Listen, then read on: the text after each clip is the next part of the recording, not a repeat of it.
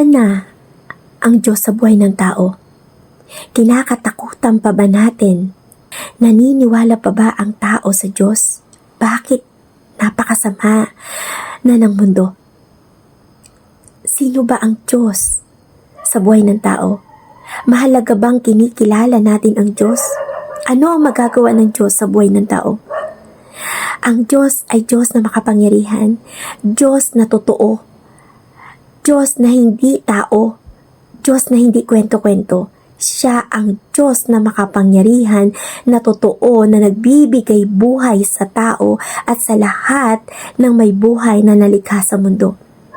Siya rin ang Diyos na makapangyarihan na kayang tumalo ng kasamaan ng mundo.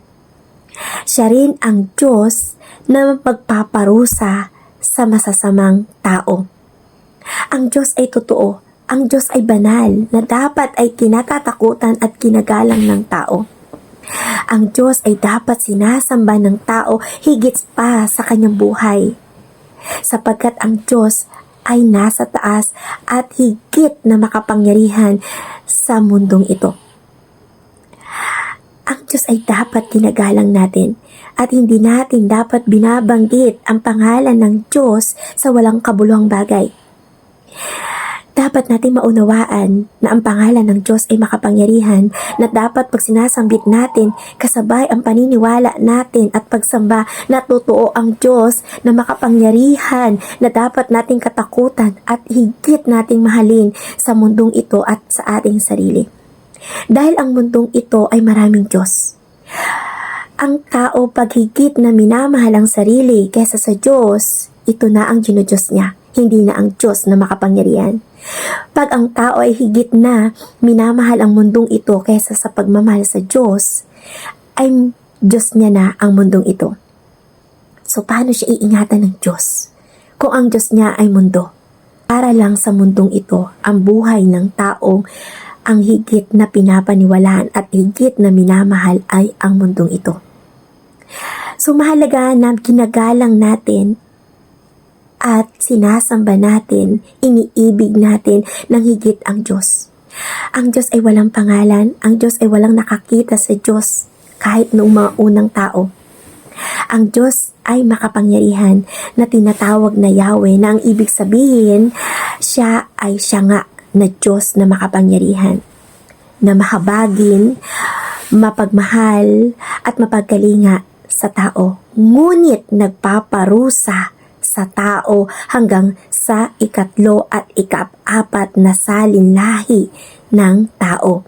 Yan ay mababasa natin sa Exodus 34:6-7. So ang Diyos ay makapangyarihan at ang Diyos ay walang katawan. Siya ay espiritu. Kung ang tao ay may espiritu na tumutukoy sa pag-iisip ng tao at tumutukoy sa pag-uugali ng tao, damdamin ng tao at katawan ng tao, ay meron din ng Diyos. Magkaiba ang espiritu ng tao sa espiritu ng Diyos. Ang espiritu ng tao ay para lamang dito sa laman o sa katawan. Ito yung espiritu natin na nasasaktan, nagiging masaya, nagiging malungkot, mainggitin, mapag-imbot, mapanlibak ng kapwa. Ito yung espiritu natin na nagkakasala at ito ang ililigtas ng Diyos sa impyerno. So ang espiritu ng tao ay makasalanan at ito ang nililigtas ng Diyos. Ang Diyos, ang espiritu ng Diyos ay may kapangyarihang kumalinga sa tao na hindi kayang pantayan ng pagkalinga ng mundong ito. Ang Diyos ay may katalinuhan na hindi kayang pantayan o higitan ng mundong ito. Ang Diyos ay may kapangyarihan na hindi kayang pantayan ng mundong ito. Ang Diyos ay may karunungan. Ang Diyos ay may karunungan na hindi kayang pantayan ng mundong ito o higitan ng mundong ito. Ang Diyos ay may pangunawa na hindi natin makikita sa mundong ito. Ang Diyos ay may pagkalinga na walang hanggan sa buhay ng tao. Dahil sa kanyang pagkalinga, nananatili ang pag-ibig ng Diyos kahit hindi pa tayo karapat-dapat sa pag-ibig ng Diyos.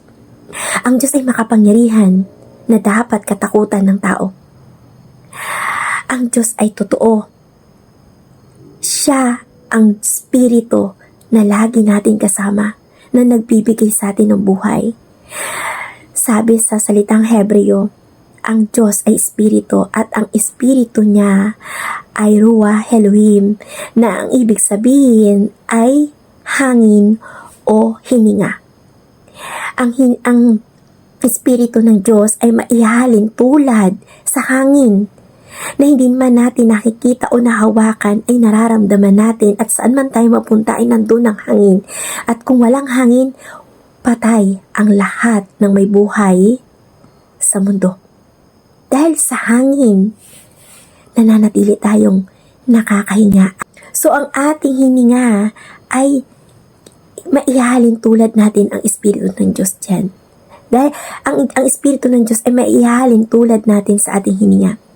Na bagamat hindi natin nahawakan ang ating hininga, ito ang pinaka-importante sa ating katawan. Dahil sa ating hininga ay patuloy nating nararanasan ang patnubay at ang biyaya ng pag-ibig at pagkalinga ng Diyos. Dahil kahit tayo ay makasalanan, patuloy nagkakasala sa Diyos, ang habag at pag-ibig ng Diyos ay nananatili sa atin dahil binibigyan niya tayo ng buhay sa pamamagitan ng ating hininga. So dapat nating paniwalaan ang Diyos at katakutan. Dahil ang Diyos ay totoo, Diyos ay makapangyarihan na kailangan ng tao. Dahil kung wala ang pag-ibig ng Diyos, walang magagawa ang tao. Kahit gaano kayaman, kahit gaano makapangyarihan ang tao, pag tinanggal ng Diyos ang hininga ng tao, ay wala itong magagawa. Kahit anong ganda ng mundo, kung walang hangin, saan kukuha? Mamamatay ang mga nilikha na may buhay sa mundo. So mahalaga na paniwalaan natin ang Diyos. Dahil ang Diyos hindi natin nakikita. Siya ay makapangyarihan. Ang kanyang pag-ibig ay hindi kayang sukatin. Kung gaano kalayo ang langit sa lupa, ganyan ang kapangyarihan, ang pag-ibig at ang habag ng Diyos sa tao na hindi kayang sukatin ng tao.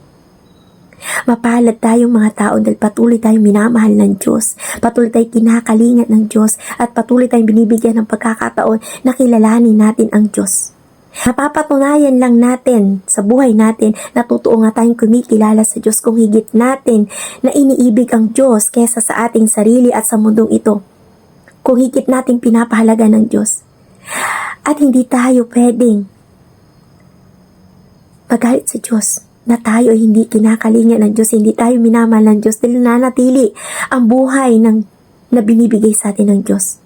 Nananatili ang hininga natin sa ating katawan kahit pa tayo ay hindi karapat-dapat na ibinibigyan ng Diyos nito dahil tayo, ang mga tao ay napakatitigas ng ulo at patuloy na pinapasakitan ang kalooban ng Diyos. Pero nandyan ang habag ng Diyos, nandyan ang biyaya ng Diyos, nandyan ang pagkalinga ng Diyos na nanatili na ibinibigay sa tao. Dapat nating katakutan ng Diyos. Dapat katakutan ng tao ang Diyos. Dahil ang Diyos ang may kontrol ng lahat ng bagay sa mundo. Dahil ang Diyos lamang ang makapangyarihan na nakakaalam ng umpisa at katapusan ng mundo. So, katakutan natin ang Diyos at sambahin natin ang Diyos, paniwalaan natin ang Diyos. Dahil ang buhay natin na para sa Diyos, hindi para sa mundong ito. Mapalad ang mga taong kumikilala sa Diyos, na ang Diyos ay patuloy na sinasamba higit sa